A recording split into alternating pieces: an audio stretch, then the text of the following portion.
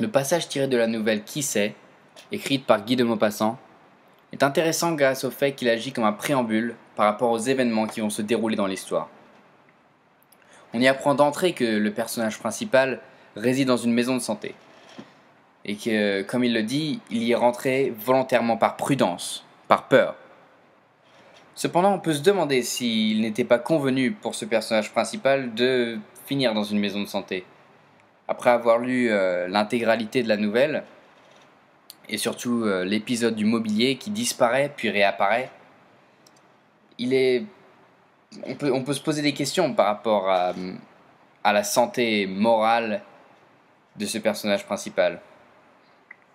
En effet, c'est surtout la façon dont ce mobilier disparaît qui peut intriguer le lecteur et lui faire penser que ce personnage est devenu fou. Et donc ce passage d'entrée nous décrit les symptômes d'un patient ayant une maladie très particulière, et il le dit lui-même. Et il ne se sent pas confortable lorsqu'il est entouré d'autres personnes, par exemple. Ce récit commence par la fin, ce qui n'est pas commun, on peut dire, mais qui nous donne une analyse du personnage principal sur son sort personnel après les faits qu'il nous décrira ensuite. Le style littéraire de Maupassant aide aussi à déchiffrer la façon dont il parvient à démontrer la maladie imaginée de son personnage. Et ceci laisse le lecteur assez inconfortable, dans une position assez inconfortable. La première partie de ce texte est écrite sous forme de narration et de point de vue interne. Et ce point de vue interne nous donne directement un lien entre le personnage principal et le lecteur.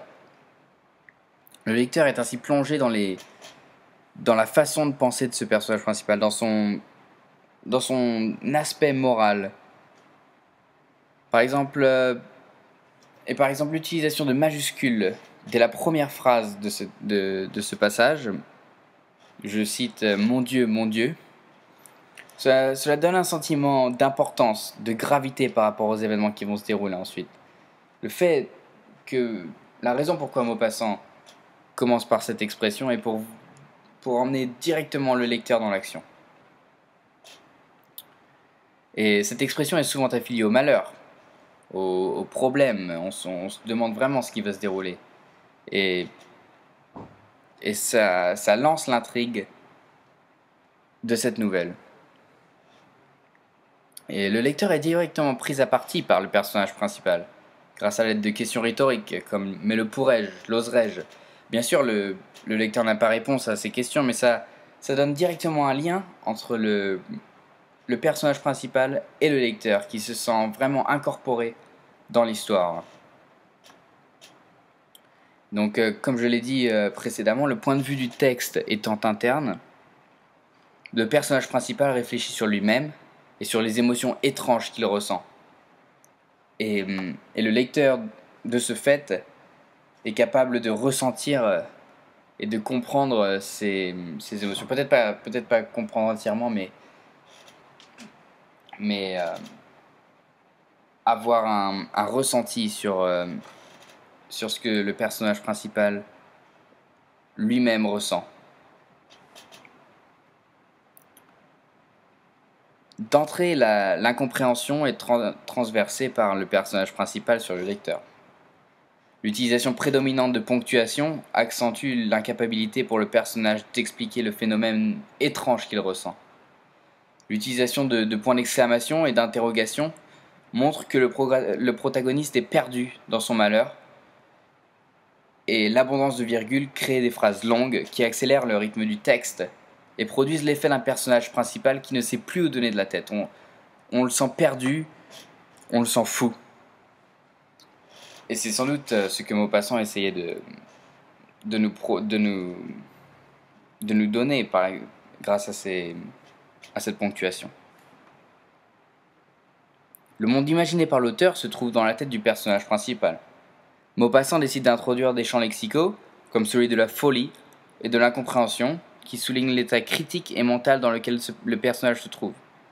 Par exemple, les adjectifs comme inexplicable et incompréhensible s'ajoutent à d'autres encore plus forts comme fou ou halluciné. Et là, le lecteur a maintenant des preuves réelles que, que le personnage lui-même se sent fou. Ce n'est pas quelqu'un de l'extérieur qui lui a dit, mais il se sent lui-même comme fou. S'ensuit l'apparition du récit encadré qui va raconter l'histoire du personnage principal. Une histoire qui pèse un poids énorme sur les épaules de ce personnage principal. Comme il le dit, je la sens en moi. Donc ceci montre que cette histoire provoque des soucis et joue un rôle majeur dans la vie qu'il mène.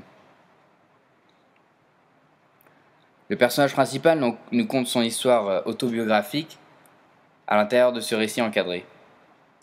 Et ceci vient amener plus de détails quant à la vraie nature des émotions étranges que le personnage ressent.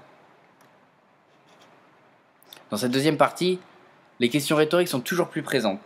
Elles nous font vraiment penser à un personnage fou qui se pose des questions inexplicables. La répétition de la question qui c'est, qui est aussi le titre de la nouvelle, nous indique une incompréhension totale du malaise ressenti par le personnage principal. Il ne sait pas ce qui lui arrive, et ceci provoque l'incompréhension du lecteur aussi, qui se demande vraiment à quoi correspond cette maladie qui nous est décrite, et ce malaise.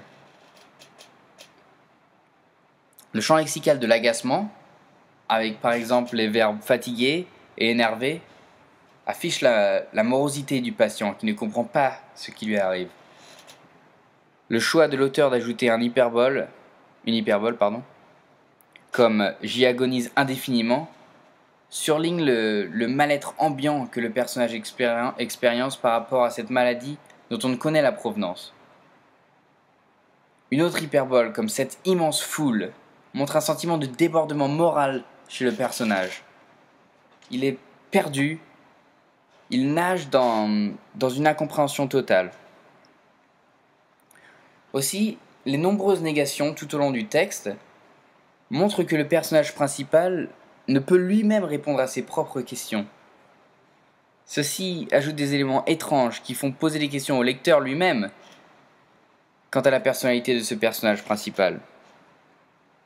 C'est vrai que il se sent fou, mais, tout au long de cette nouvelle, il ne l'admettra jamais à lui-même. Il ne dira jamais qu'il est fou, et il pense que tous les événements qui se passent dans cette nouvelle sont plausibles. Et ceci est probablement une conséquence de cette maladie, peut-être la preuve qu'il est vraiment malade. À la lecture de la nouvelle Qui c'est, écrite par Guy de Maupassant, le lecteur est plongé dans la peau de ce personnage principal, donc, qui représente des symptômes étranges qui lui ordonnent d'être seul. Et cette maladie imaginée s'avère être proche d'une autre maladie, appelée anthropophobie, qui est le nom pour une maladie où les patients ont peur d'être entourés d'autres gens. Ce texte se montre assez autobiographique, car comme on le sait, si on s'intéresse à l'histoire de Maupassant, il souffrait d'une maladie héréditaire et finit par tomber dans la drogue. Comme l'affirma une de ses dernières lettres, c'est la mort imminente et je suis fou. Donc Maupassant était devenu fou à la fin de sa vie. Et ce personnage principal dans la nouvelle Qui c'est reflète un peu la personnalité de Maupassant à la fin de sa vie. Ces symptômes étranges, que ce soit dans la vie de Maupassant ou la vie du personnage principal, semblent un peu hors du commun.